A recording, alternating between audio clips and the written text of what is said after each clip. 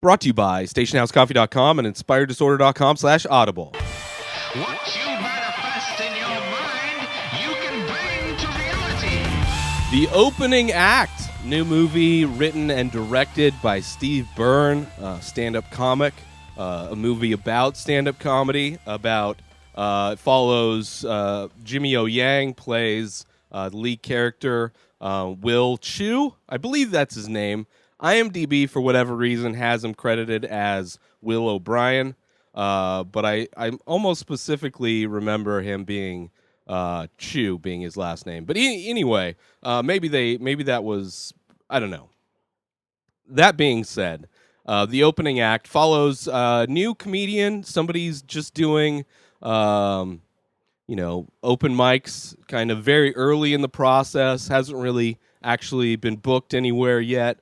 But gets his first opportunity to be the opening act to MC a show, I think in Philadelphia. It's great.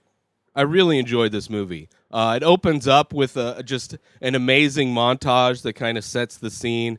It shows Will's childhood, basically, in a montage of him watching stand-up comedy routines from legendary stand-up comedians on VHS with his parents, and slowly as he gets older during this montage, you realize that his mom eventually passes away, and then his dad eventually passes away. But it's something where comedy was a big part of his growing up, clearly, and it's kind of a dream of his. And he's has a job working in insurance or whatever, has the day job, but still pursuing stand-up comedy. And this is kind of his first opportunity to really kind of take the leap. And that's what this movie is about. It really focuses on this one weekend that he gets. He gets offered this opportunity to be the opener, and at a club. So he goes on the road. He goes to the club, and it's the whole process of what it is to be a stand-up comic. Now I'm not a stand-up. I love stand-up comedy. I follow and I listen to a lot of stand-up comics podcasts. So I understand kind of the progression, the path that it is that comedians have to take to, from starting out doing open mics to eventually, being an opener here and there, doing 5 minutes, 10 minutes at the beginning of a show, eventually being a feature act, and then the goal is to be the headliner and to do be not only a headliner in clubs, but then become a headliner eventually doing theaters, and eventually maybe even if you're like a Joe Rogan or a Dave Chappelle, doing like arenas, which is crazy that there's so many stand-up comedians that are doing arenas, or at least they were doing arenas in the before time, not now with Corona and everything. So this movie really has the honest and like real look at what it is to start out being a comedian. And that's what Steve Byrne, I heard him on a few podcasts promoting the movie before it came out, and that's what he set out to do. He wanted to make a movie that honestly encapsulates what it is to be a stand-up comic. And I think he did that. I think he did that very well in this movie. It was his first time directing. He did a documentary about the Amazing Jonathan, Always Amazing, I believe is what it's called. It's free on YouTube. Out of the few Amazing Jonathan documentaries that came out, it's one of the few documentaries that's actually about the Amazing Jonathan. Amazing documentary. Steve Byrne used to work with the Amazing Jonathan early on in his career. So this is his first time doing a feature, directing a feature, and I thought it was well. I thought it went really well. I mean, I thought artistically, as a director, the opening credit scene was amazing.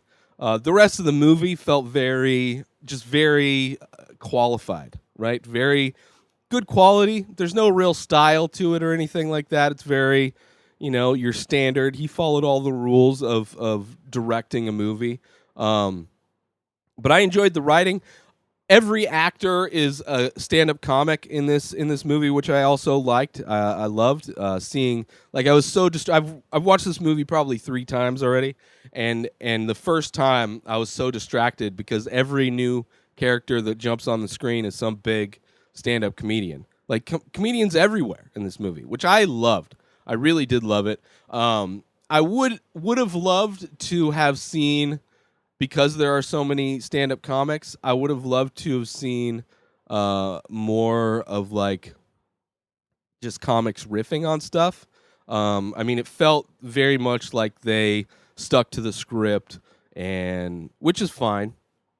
There's nothing wrong with that, but it didn't have that kind of feel that you would get with like an Apatow film or something like that, where it feels a little bit more raw, a little bit more real. But it's still like every time I watch it, I enjoy it even more. But it's also that movie. It's also that idea of what it's like to be an artist and to really take the leap, to kind of stop, go away from the day job thing to pursue this full time. Now, I don't know as an opening act that you can necessarily just quit your job to be an opening act. I think I don't know what level comedians generally get to before they actually quit their day job, but I don't think getting booked for your first opening act is the time to be quitting your job. But it's still like in the universe of what it is to be a comic. Eventually, you have to leave, or at least get a job that's going to allow you to be flexible and do these, allow you to pursue your career outside of that job, which I'm sure, a lot of jobs, they don't want to be helpful to you to leave their business. But also a big part of it is bombing, because he's doing this weekend, right? You got 2 shows. I mean, generally, you got your 3 comedians. You have your opener, you have your feature act, you have your headliner. They generally do, maybe 1 show on a Thursday, 2 shows on a Friday, 2 shows on a Saturday, 1 show on a Sunday, sometimes 3 shows in a day, depending on the comic. They, sometimes they like to pack it out and add extra shows. So you get to see kind of what it's like for a comic to work a weekend. Having to deal with, certain comedy clubs will have condos instead of paying, for a hotel room. A lot of the times the opening act, feature acts, and I'm sure even sometimes headliners will stay in a condo that's owned by the club. It's usually kind of trashed out, because comedians are dirty scumbags, degenerates a lot of the times.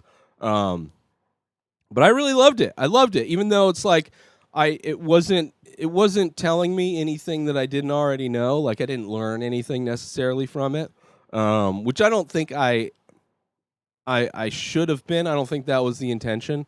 But I think for a lot of people, they don't know the logistics of being a comedian.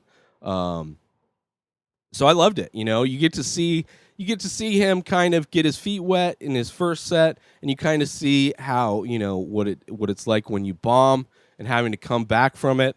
And also, there's moments where he's having conversations with different people, whether it's the club owner or the feature act or the headliner, and they all have their different perspectives on, advice that they give him, which I really enjoy. It's from top to bottom. I think this movie was packed with a lot of heart.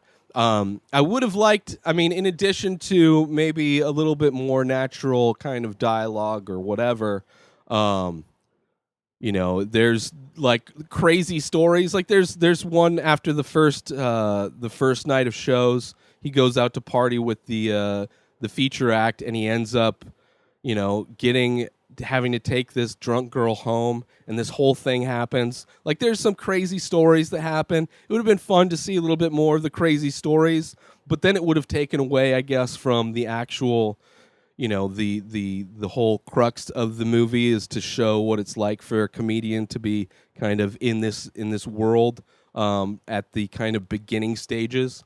I also didn't. His girlfriend, I didn't feel there was any chemistry there. Just like I understand she's supportive of his career, which is awesome and all that.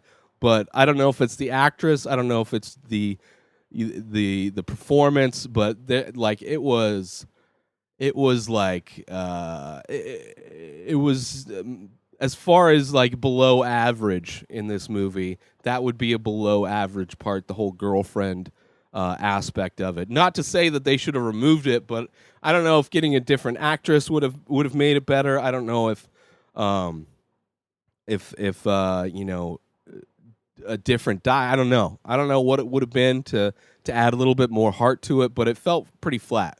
There's a few times. I mean, Jimmy O Yang, I think, is an amazing actor. I enjoy him in all the things I've seen him in. But there were some moments where it seemed like his performance was a little flat. But I don't know. You know, I don't know. It